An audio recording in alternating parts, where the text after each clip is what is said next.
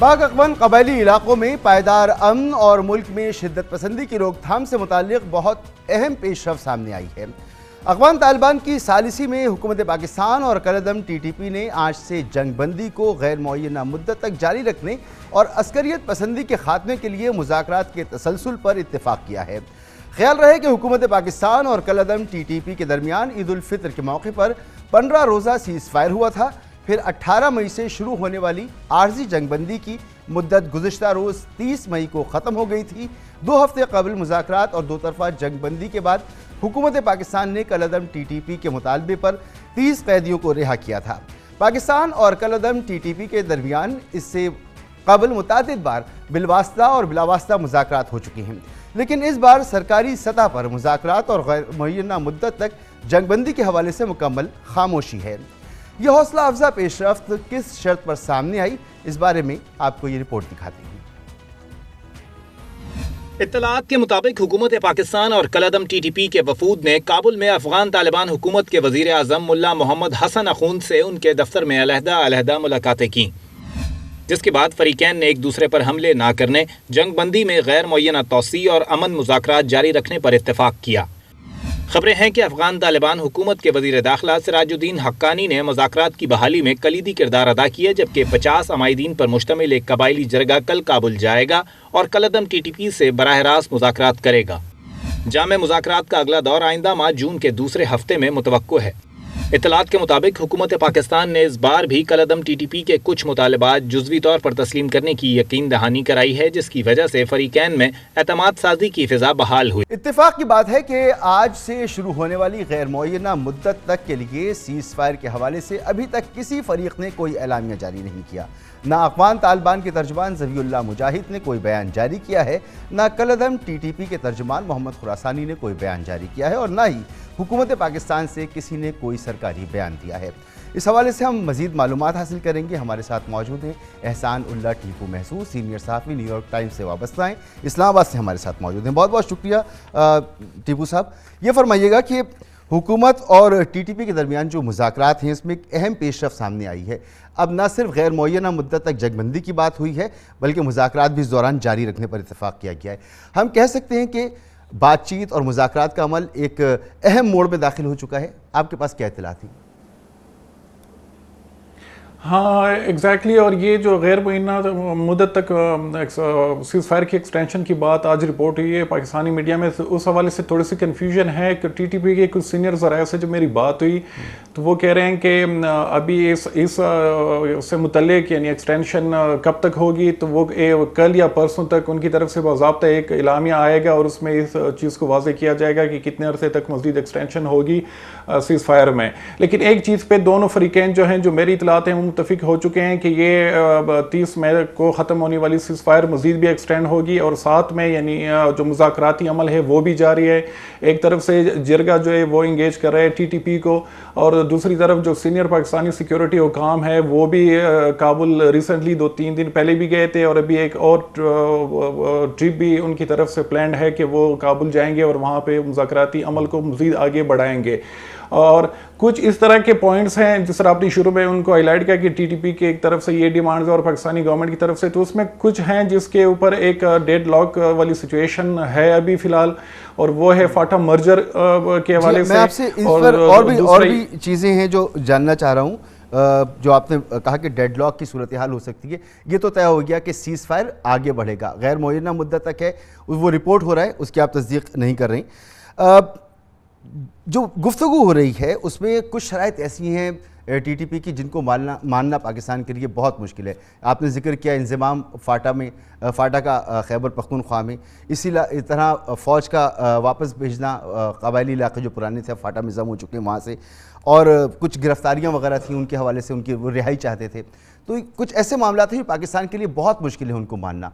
तो अगर दोनों फरीक़ैन अपने मामलात पर डटे रहते हैं तो फिर बातचीत कैसे आगे बढ़ेगी?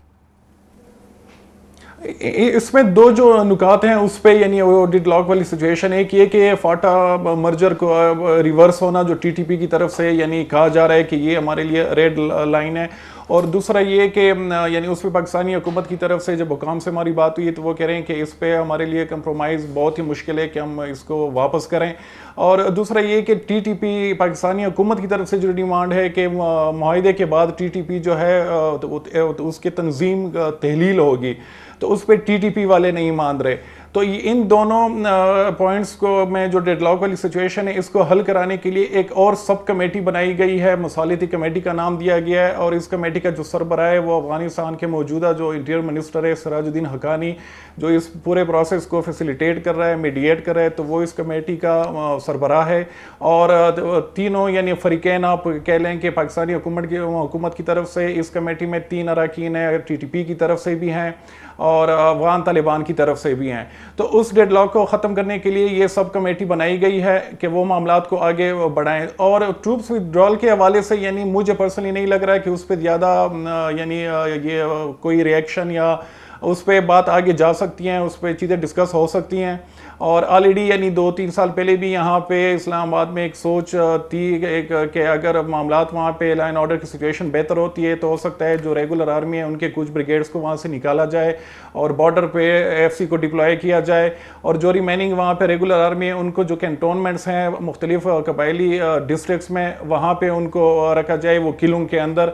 तो उस पर मुझे नहीं लग रहा है कि ज़्यादा मुश्किलात होंगी उस हवाले से। लेकिन ये जो 2 पॉइंट्स हैं, फाटा मर्जर वाला और दूसरा ये कि टीटीपी की तंजीम की तहलील, तो उस हवाले से यानी अभी है सिचुएशन कि वो डेडलॉक की तरफ चीज़ें चली गई। कबायली अमायदीन ने बहुत अहम किरदार अदा किया अब तक जो बातचीत हुई है, और अब इत्तलात ये हैं कि एक कबायली अमायदीन का वफ़द जो अफ़गानिस्तान भी गया था वो रिपोर्ट भी हो चुका है। अब इत्तलात हैं कि इन मुज़ाकरात को मज़ीद नतीजा खेज़ बनाने के लिए एक बड़ा जिरगा अफ़गानिस्तान जाएगा और वो वहाँ पर मुज़ाकरात करेगा, टीटीपी से मुलाकातें करेगा।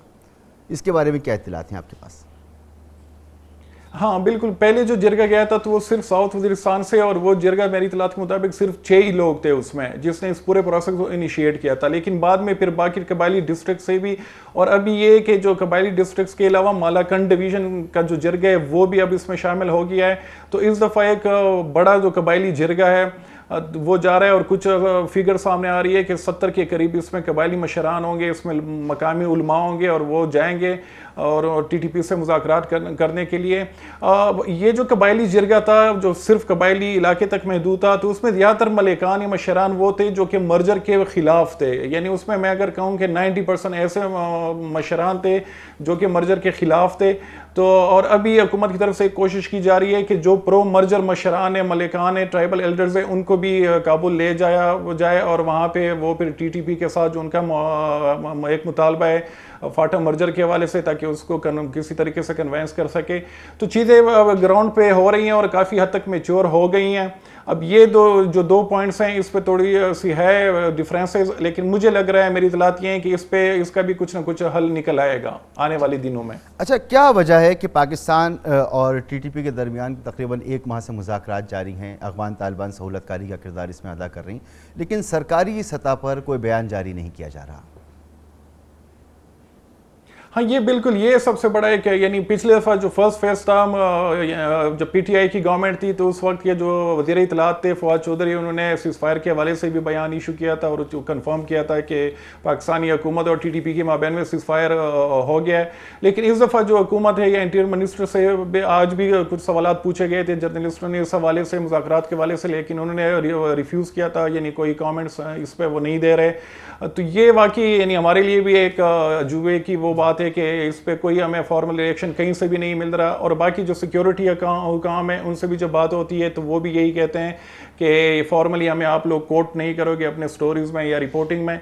तो ये है कि पाकिस्तानी गवर्नमेंट की तरफ से अभी तक कोई बाज़ाब्ता इस हवाले से न कोई रिस्पॉन्स आ रहा है और कि मामलात किस सीमत जा रहे हैं और अभी तक क्या क्या डेवलपमेंट्स हुई हैं। तो इसमें तालिबान धड़ों जितने भी धड़े हैं वो सब इन मुज़ाकरात का हिस्सा हैं? हाँ, इसमें फ़िलहाल जो है सिर्फ टीटीपी जो है, जो कि मजमूआ तकरीबन 17 के करीब मुख्तलिफ फैक्शंस हैं तालिबान के या जो पाकिस्तान बेस्ड मिलिटेंट ऑर्गेनाइजेशंस हैं, तो वो इस मुज़ाकराती अमल का हिस्सा हैं। बाकी जो हाफिज़ गुल बहादुर फैक्शन है नॉर्थ वज़ीरिस्तान में, जिसकी तरफ से अभी भी हमले हो रहे हैं और मुसलसल हमले हो रहे हैं, तो वो इस मुज़ाकराती अमल का हिस्सा नहीं है। और एक और छोटा सा गिरोह भी है लश्कर इस्लाम का, यानी जो कि आलमोस्ट तकरीबन ख़त्म भी हो गया, लेकिन फिर भी उसकी प्रेजेंस आजकल सामने नज़र आ रही है। तो वो उसके साथ भी ये मुज़ाकराती अमल नहीं हो रहा, लेकिन सिर्फ TTP के साथ ये मुज़ाकराती अमल हो रहा है। अच्छा, माजी में भी कई बार TTP और पाकिस्तान हुकूमत के दरमियान सीज़ फायर के फैसले होते रहे और इसके बाद फिर जंगबंदी की खिलाफ वर्जी होती रही है, तो इस बार कितना खदशा है कि ये सीज़ फायर जारी रहेगा या फिर इसकी खिलाफ वर्जी की जाएगी? हाँ बिल्कुल, माजी में तो हमने तकरीबन दर्जन भर मुआहदे हुए थे मुख्तलिफ जो यानी TTP है और बाकी जो यहाँ पे तालिबान की तंजीमें थी उनके साथ, लेकिन फिर वही हुआ कि 1 महीने या 2 महीने के अंदर वो मुआहदे टूट गए थे और वो हमले शुरू हो गए थे। लेकिन इस दफ़ा पाकिस्तानी हुकाम जो हैं वो बड़े यानी ऑप्टिमिस्टिक हैं कि इस दफ़ा अफगान तालिबान की पार्टिसिपेशन की वजह से, और वो भी सिराजुद्दीन हक्कानी जिनका बहुत बड़ा इन्फ्लुएंस है TTP पे, कि वो खुद डायरेक्टली इन्वॉल्व है इस पूरे मुज़ाकराती अमल में और वो हर तरीके से फैसिलिटेट भी कर रहा है कि बात मुआहदे तक पहुँचे। तो इस वजह से वो एक्सपेक्ट कर रहे हैं कि इस दफ़ा मामला बेहतर होंगे पिछली दफ़ा से, और ये मुआहदा अगर इन केस हुआ तो ये लॉन्ग लास्टिंग होगा, पिछली दफ़ा की तरह नहीं होगा कि 1 महीने में चीज़ें फिर दोबारा से रिवर्स हो गई थी। बहुत बहुत शुक्रिया आपका एहसानुल्लाह टीपू महसूद, गुफ्तगू आपने सुनी।